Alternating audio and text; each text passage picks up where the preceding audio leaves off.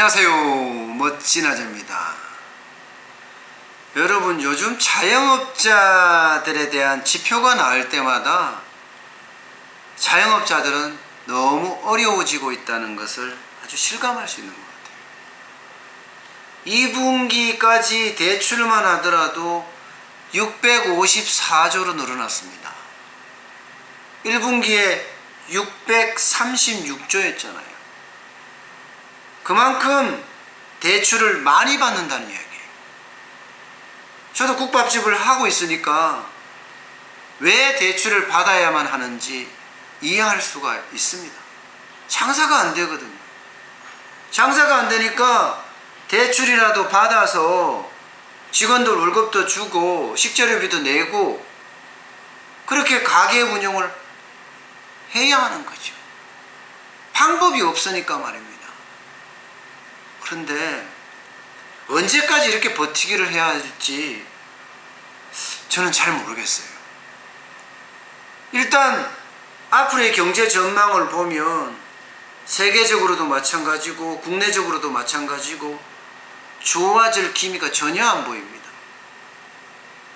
그렇다고 자영업자가 이 생계형 창업인데 때리치고 뭘 다른 걸 한다는 것도 진짜 어려운 일이거든요. 자칫 실업자로 전락할 수도 있으니까 말입니다. 그러니까 대출이 점점 늘어나요. 실제로 한국은행이 발표한 내용에 따르면요, 2015년부터 자영업자는 안 좋아졌다고 하거든요. 2015년 3분기부터 절정에 이른 게 2017년 2분기라고 해요. 이때부터는 최악으로 내려가는 거죠. 지금까지 안 좋은 수준이 100을 기준으로 해서 한 70 정도 됐다면요, 2017년부터는 50 아래로 떨어지는 거예요. 2017년 2분기부터 말입니다. 그만큼 안 좋아진다는 거예요. 그에 따라서 대출도 계속 늘어나는 거예요. 그러니까 올 2분기에 654조나 되니까 말입니다.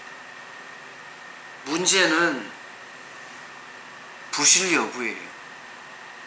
이게 처음에 대출을 받을 때는 은행권에서 받습니다. 우리가 말하는 1금융권 말입니다.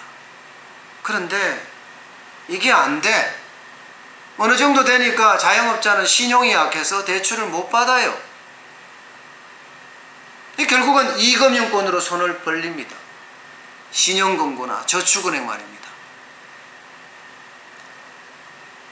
이것도 오래 가지 않아서 소진되는 거예요. 그럼 결국은 카드 만들기에 나서는 거예요. 카드 만들기. 여러 개 카드를 놓고 돌려막기를 하는 거죠.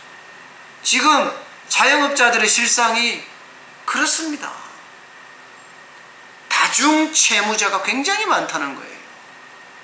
은행에서도 빌리고 저축은행에서도 빌리고 카드에서도 빌리고 다 늘어나잖아요. 다. 언제까지 버틸란지는 모르겠지만 결국 자영업자 빚이 늘어나는 만큼 금융권의 부실은 커지고 금융권의 부실이 커지다가 터지는 날에는요, 그게 바로 경제 위기라는 겁니다. 제가 늘 말씀을 드렸어요. 자영업자는 경제 고리 중에서 가장 약한 고리라고. 실제로 전체 취업자 수 중에 25%를 넘게 차지하고 있으니까 여기가 경제의 한 축인 것은 분명하다고. 그러면 이들의 부실을 어떻게 하든 막을 수 있는 방법을 찾아야 하는데 도대체 그 방법, 그 정책, 그에 대한 대책은 전혀 안 보입니다. 결국은 다중채무자가 많아지면 많아질수록 자영업의 위기는 그만큼 다가가는 것 아닌가, 그렇게 생각이 들 정도입니다. 여러분, 버티는 것도 굉장히 중요하지만요, 언제까지 버틸지, 그리고 그 버티는 동안 나는 어떻게 독자 생존 내지는 각자 생존을 할 수 있을지 고민하고 고민해야 합니다. 무작정 버티는 것은요, 섭을 지고 불 속에 들어가는 것과 같습니다. 지금이라도 늦지 않았습니다. 이제는 시한을 정하세요. 그리고 각자 도생을 할 수 있는 다양한 방법들을 강구를 하세요. 그래야만 버텨도 그 성과를 볼 수가 있습니다.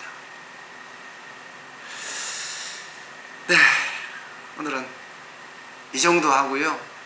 또 저도 자영업자니까 제 본연의 업무인 소고기 국밥, 육수 점검 또 하겠습니다. 어떨 때는 육수 점검을 할 때마다 마음이 신날 때도 있고요. 또 어떨 때는요, 우울할 때가 있어요. 오늘은 조금 우울할 때예요. 왜냐고요? 경기가 안 좋다고 하니까 말입니다. 자영업자들이 더 어려워진다고 하니까 말입니다. 일단 육수를 한번 점검해 보겠습니다.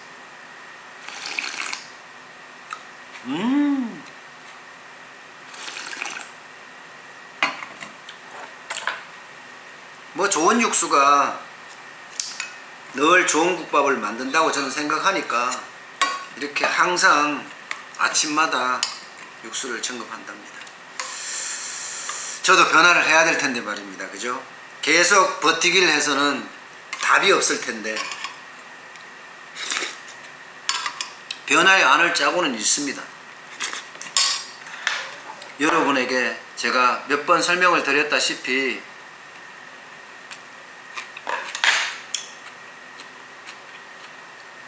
쇼핑몰 쪽으로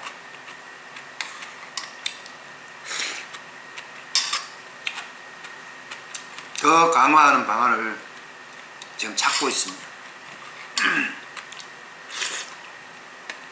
쇼핑몰도 구축하고 있고요. 근데 이게 뭐 뚝딱 가면서 안 되네요.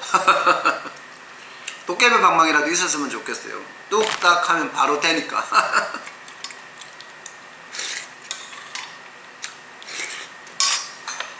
원래 제가 벌써 준비한 지가, 쇼핑몰을 더 확장하는 걸 준비한 지가 지금 석 달째 돼 갑니다. 석 달째.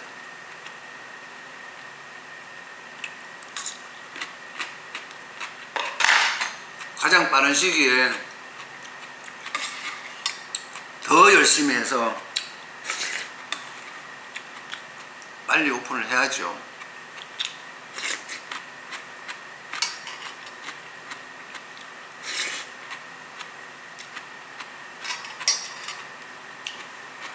아마 제가 국밥집을 3년을 했거든요. 정확히 이제 35개월 차입니다. 10월 15일이 되면 계약한 지 3년이 되고요. 12월 10일이 되면 개업한 지 3년이 됩니다. 그동안 진짜 변화를 많이 시켰어요. 국밥에 대한 변화, 또 유튜브를 하면서 여러분들하고 만나는 변화, 또 뭐 마케팅을 하면서 여기저기 국밥집을 알리는 변화, 또 판매 채널을 굉장히 변화시키고, 그러면서 제가 깨달은 게 변화에 순응해야 된다, 아니면 변화를 이끌어가야 된다, 그런 생각을 하게 됐고요. 그러면서 그럼 앞으로의 변화가 뭘까? 옛날부터 진짜 알고 있었어요. 이론적으로 말입니다. 4차 산업 이렇게 말하면서 아마도 온라인이 많이 뜰 거다, 그건 알고 있었지만 이렇게까지 빨리 이 전환이 될 줄은 사실은 몰랐습니다. 그래서 저도 온라인을 대폭 강화하면서 온라인 쪽 비즈니스를 할 수 있게끔 그렇게 변화해 가겠습니다. 서당께 3년이면 풍어를 얻는다고 했죠. 저도 풍어를 한번 읊어보려고요. 어제 매출이요. 어제 매출도 뭐 나쁘지 않았습니다. 기본적으로는 요즘은 이제 인터넷에서 많이 주문을 해주시니까 예, 인터넷 주문량도 많이 늘었고요. 또 전화 주문도 어제는 또 이게 명절 뒤것인데도 불구하고 전화 주문을 주셨어요. 그래서 전화 주문도 늘어났고, 그래서 어제는 50만 원 제 목표치는 못 넘었습니다만은 그래도 4자는 거렸습니다. 40만 9천 원. 많이 갔죠. 예, 저는 항상 만족합니다. 이제 너무 욕심을 부린다고 되는 일이 아닌다는 것을 3년의 경험을 통해서 알았거든요. 그래서 그 경험치를 살려서 너무 욕심을 부리기보다는 전략적으로 할 수 있는 방법, 그런 방법들을 계속 찾아나가겠습니다. 여러분, 오늘 화요일이에요. 날씨도 너무 좋습니다. 예, 햇빛이 이렇게 들어오는 거 보이시죠? 그 정도로 날씨가 좋아요. 그러니까 오늘 같은 날은 활짝 웃는 얼굴로 예, 손님을 맞으시면 아마 대박이 나지 않을까, 그렇게 생각합니다. 오늘 여러분들 다 대박 나시고 건강하십시오. 오늘 이만 줄이겠습니다. 감사합니다.